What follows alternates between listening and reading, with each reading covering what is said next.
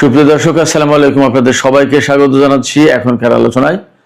আপনাদের সঙ্গে আছি আমি সিরাজুল ইসলাম।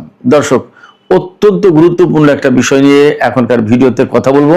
সেটি হচ্ছে তুরস্ক রাশিয়ার কাছ থেকে যে S-400 কিনেছিল সেটা বিক্রি করে দেবে।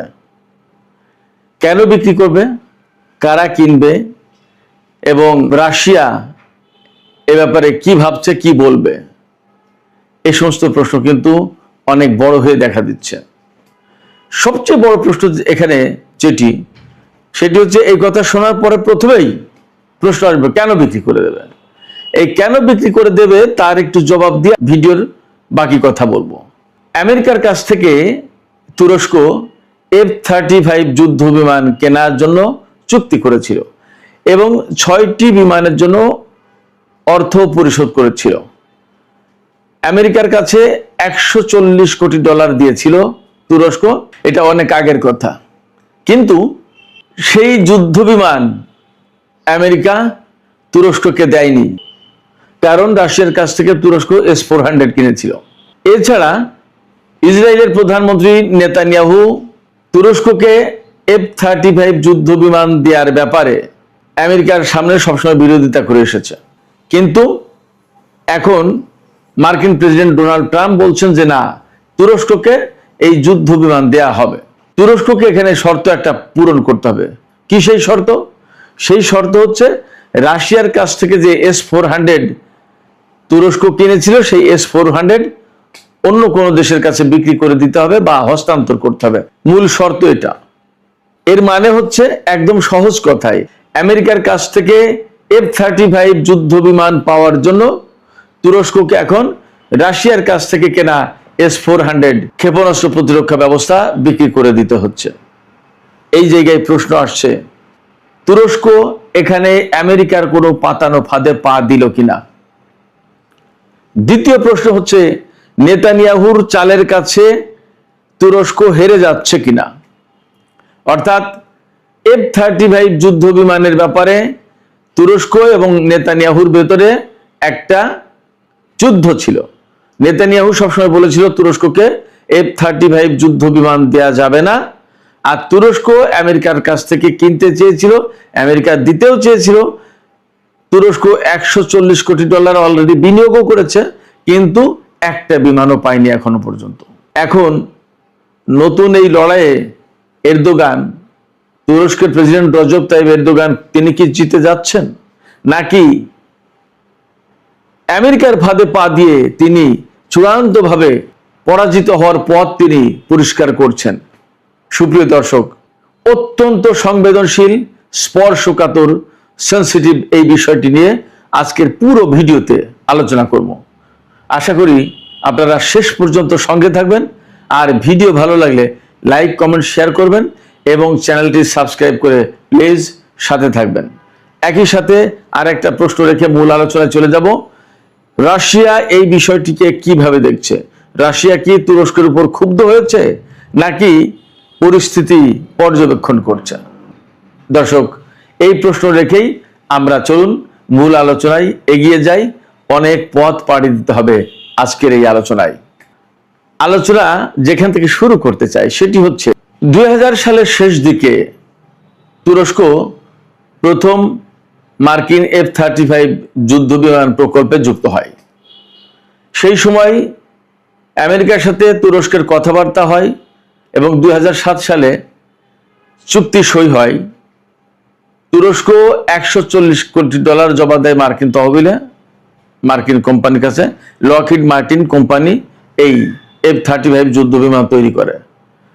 আমেরিকার সরকারের সাথে তুরস্কের চুক্তি হয়, $140 কোটি জমা দেয়। প্রথমে 6টি বিমানের অর্থ পরিশোধ করে পুরোপুরি, এবং তুরস্কের সাথে আমেরিকার চুক্তি হয় 100টি F-35 যুদ্ধ বিমান পাবে তুরস্ক। এই রজব তাইব এরদোগান তখন প্রধানমন্ত্রী, তখন এই চুক্তি হয়। কিন্তু একটা জিনিস মনে রাখতে হবে, তুরস্ক কিন্তু নেটো জোটের খুব গুরুত্বপূর্ণ সদস্য, একমাত্র মুসলিম সদস্য, এবং আমেরিকার পরেই নেটো জোটের সবচেয়ে বড় সেনাবাহিনী হচ্ছে তুরস্কের। তার মানে তুর্কি বাহিনী অনেক বড় বাহিনী এবং খুব গুরুত্বপূর্ণ শক্তি। আর নেটো জোটের দক্ষিণ পূর্বাঞ্চলে তুরস্কের অবস্থান হওয়ার কারণে এই দিকটার মূল শক্তি কিন্তু নেটো জোটে তুরস্ক, ফলে খুবই গুরুত্বপূর্ণ একটা শক্তি। এত কিছুর পরেও তুরস্ক আজ পর্যন্ত একটি F-35 যুদ্ধ বিমানও পায়নি। অথচ ইসরায়েল আমেরিকার কাছ থেকে 70টি F-35 যুদ্ধ বিমান কেনার চুক্তি করে।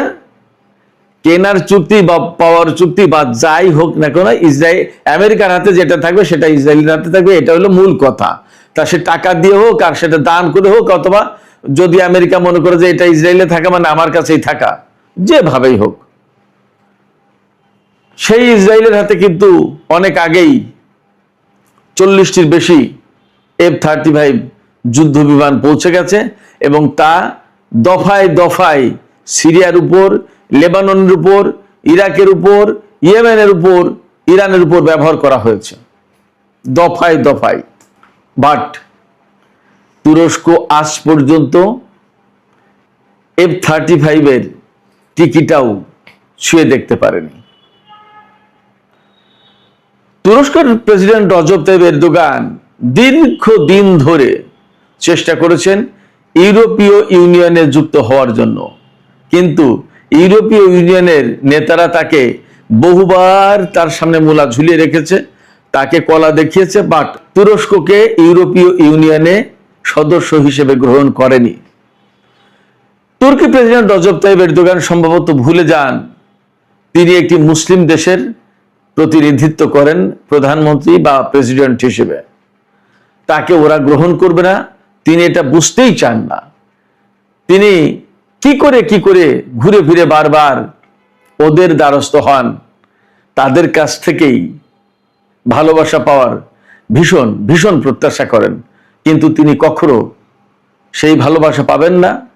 বারবার প্রত্যাখ্যাত হবেন, বারবার তিনি আঘাত পাবেন। ভালোবাসাটা ইসরায়েলের থলিতে গিয়ে জমা হবে নেটো জোটের, ইউরোপীয় ইউনিয়নের এবং আমেরিকার।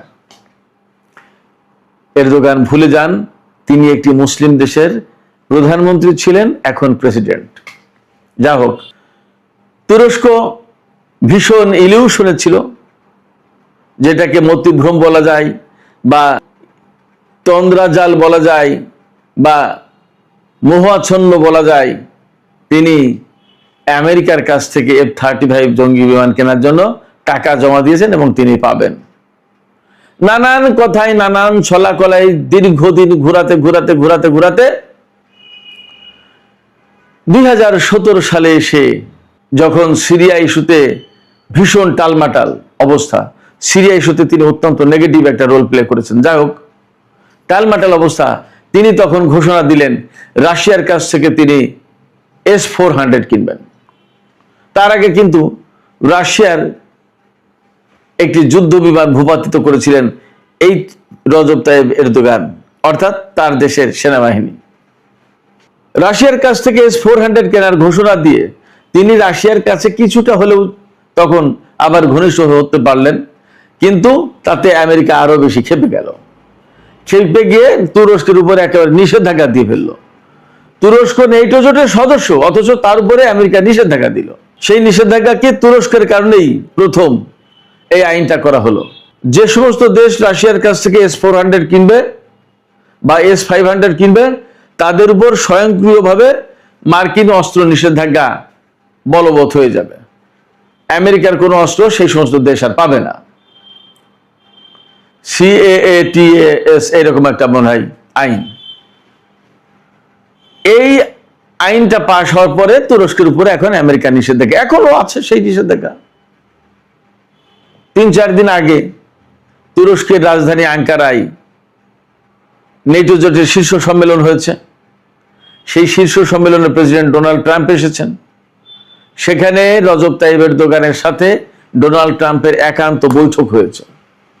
বৈঠক হওয়ার পর সেখানে ডোনাল্ড ট্রাম্প রজব তাইয়িপ এরদোগানকে টোপ দিয়েছেন অথবা পরামর্শ দিয়েছেন, যে যেভাবে দেখতে চান, যে আপনি যদি এই S-400 আপনার হাতে রাখেন তাহলে তো আপনি নেটো সদস্য দেশ। আমি কি করে কংগ্রেসে বলি, ডোনাল্ড ট্রাম্প বলছেন, আমি কি করে কংগ্রেসকে বলি যে তুরস্কের হাতে যে S-400 আছে এটা নেটো জোটের জন্য কোনো সমস্যা না, আমেরিকান অস্ত্র প্রযুক্তি বা F-35 কোনো কিছুর জন্য সমস্যা না, এই কথা আমি কিভাবে বলবো? সেক্ষেত্রে আপনি এই S-400টা অন্য কারো কাছে দিয়ে দেন, বিক্রি করে দেন বা হস্তান্তর করেন। তাহলে আমি কংগ্রেসকে বলতে পারবো যে তুরস্কের হাতে S-400 নেই, এখন আমরা F-35 দিতে পারি এবং আমরা তো এত ডলার পাবো। এই টোপ বলেন আর এই পরামর্শ বলেন, যাই বলেন, তুরস্ক গিলেছে।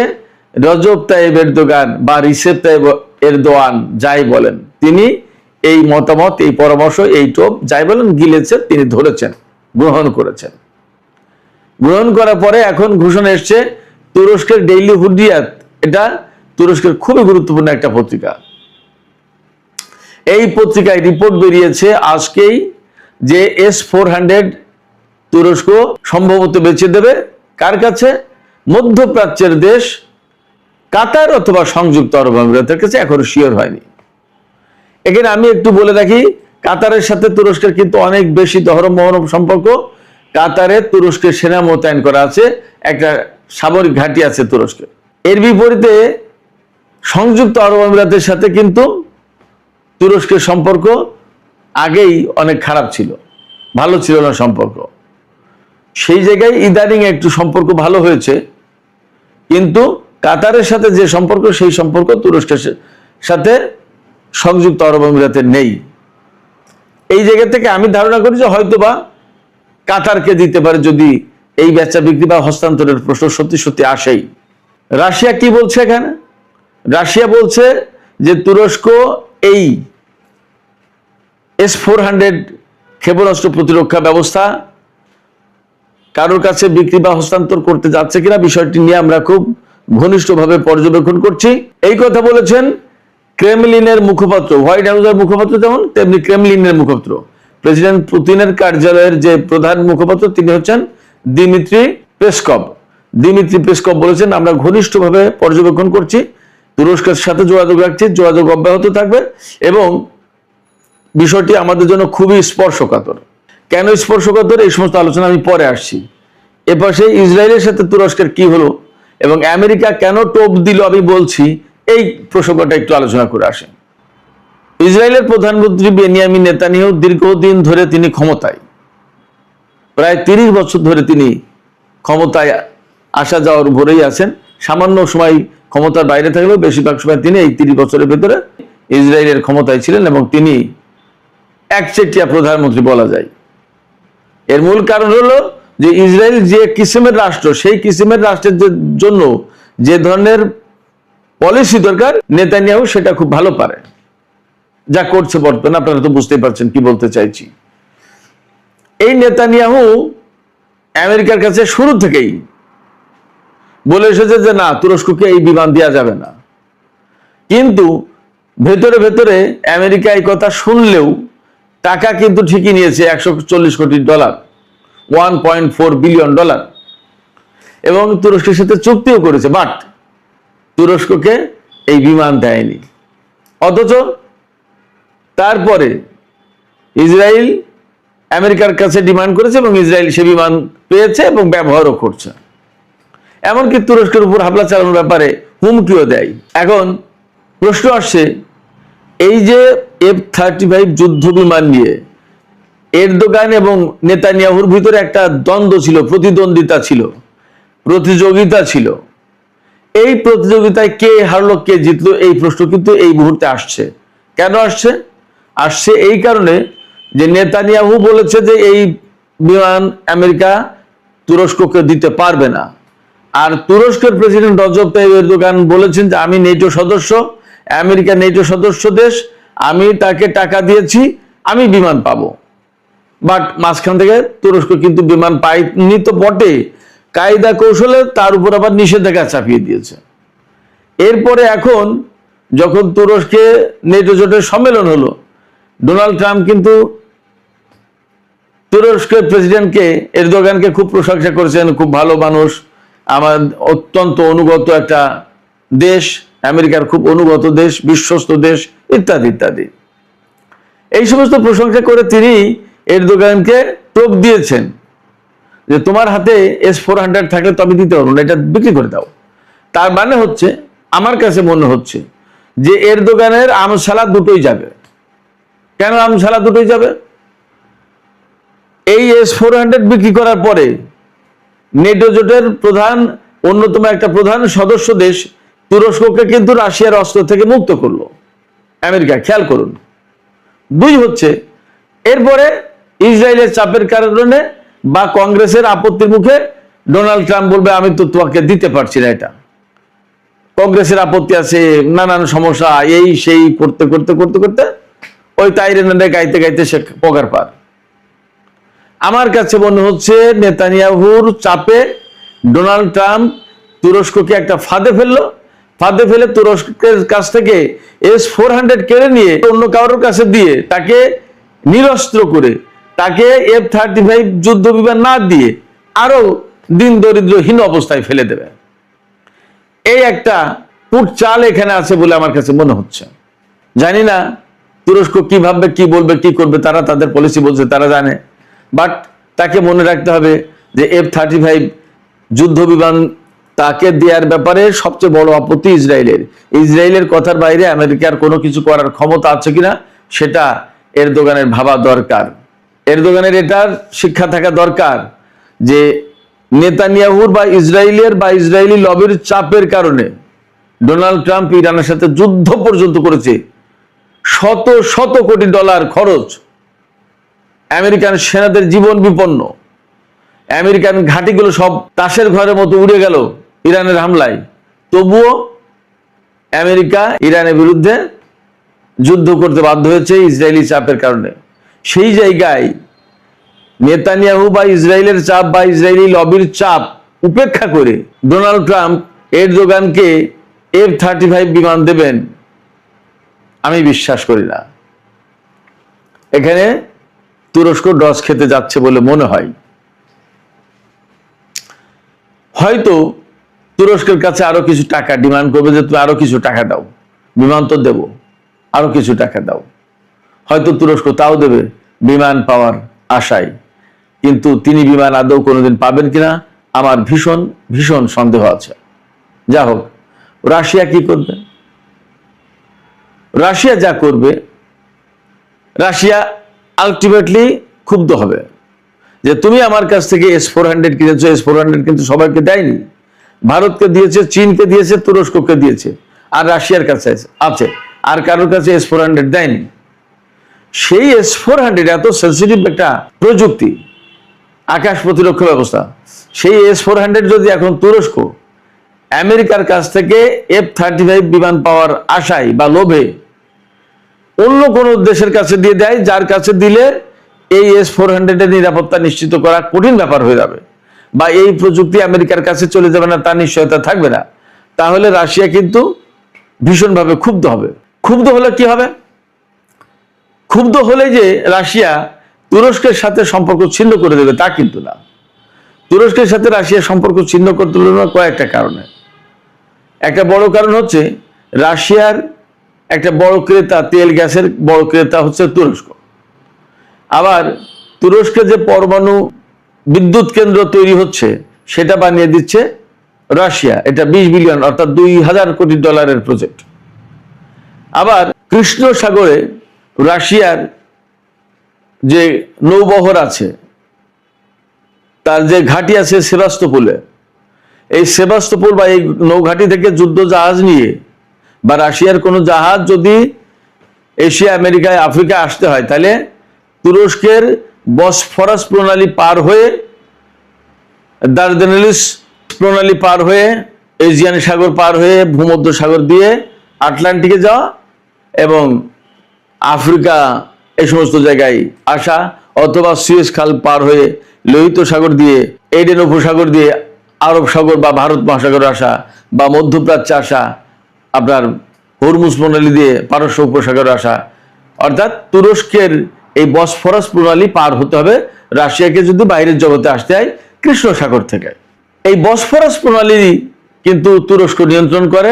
1936 সালের একটি চুক্তি অনুযায়ী সুইজারল্যান্ডের মন্ট্রিক্স শহরে এই মন্ট্রিক্স কনভেনশনের মাধ্যমে এই বসফরাস প্রণালী, যদিও আন্তর্জাতিক প্রণালী, এই প্রণালী নিয়ন্ত্রণের ভার তুরস্কের হাতে দেয়া হয়। এটা আন্তর্জাতিকভাবে স্বীকৃত এবং এই আইন সবাই মেনে চলে। রাশিয়ার যুদ্ধজাহাজ বা অন্য কোনো দেশের যুদ্ধজাহাজ যদি বসফরাস প্রণালী পার হয়ে কৃষ্ণ সাগরে যেতে হয় অথবা কৃষ্ণ সাগর থেকে এই ভূমধ্যসাগর আটলান্টিকের দিকে আসতে হয়, তাহলে এই বসফরাস প্রণালী পার হতে হবে এবং তুরস্কের অনুমতি লাগবে। খুবই গুরুত্বপূর্ণ, যার কারণে তুরস্ককে খুব বেশি চটাতে পারবে না রাশিয়া। এই জায়গায় টেকনিক্যালি একটু আটকা আছে, কিন্তু তুরস্ক যে আশায় এই কাজ করতে যাচ্ছে, F-35 যুদ্ধ বিমান কিনতে যাচ্ছে S-400 অন্য কারোর কাছে দিয়ে, আমার ব্যক্তিগত মতামত বা আমার ধারণা যে তুরস্ক হয়তো সেই সুবিধাটা পাবে না, হয়তো একুল ওকুল দুকুলি হারাতে যাচ্ছে। রাশিয়ার সাথে তুরস্কের কিন্তু অনেক বাণিজ্য আছে। তুরস্কের ভেতর দিয়ে রাশিয়ার যে তুর্ক পাইপলাইন আছে, এই তুর্ক পাইপলাইনের ভিতর দিয়ে ইউরোপের দেশগুলোতে গ্যাস সাপ্লাই দেয় রাশিয়া, তুরস্কের ভিতর দিয়েই লাইন। তার মানে তুরস্ক কিন্তু রাশিয়ার একটা বড় পার্টনার। এছাড়া কৃষ্ণ সাগরের ম্যাপ যদি আপনারা খেয়াল করেন, তাহলে দেখবেন যে কৃষ্ণ সাগরের একেবারে পুরো দক্ষিণ পাড় জুড়ে একা তুরস্ক, আর পশ্চিম দিক থেকে বুলগেরিয়া, রোমানিয়া, ওপাশে ইউক্রেন, রাশিয়া, জর্জিয়া, এই সমস্ত দেশ। তো তুরস্কের অবস্থানটা এখানে খুব গুরুত্বপূর্ণ। আবার এই যে বুলগেরিয়া, রোমানিয়া, ইউক্রেন যদিও নেটো জোটের সদস্য না, এই যে এই সমস্ত দেশ এরা কিন্তু নেটো জোটের সদস্য, আর তুরস্ক তো আছেই।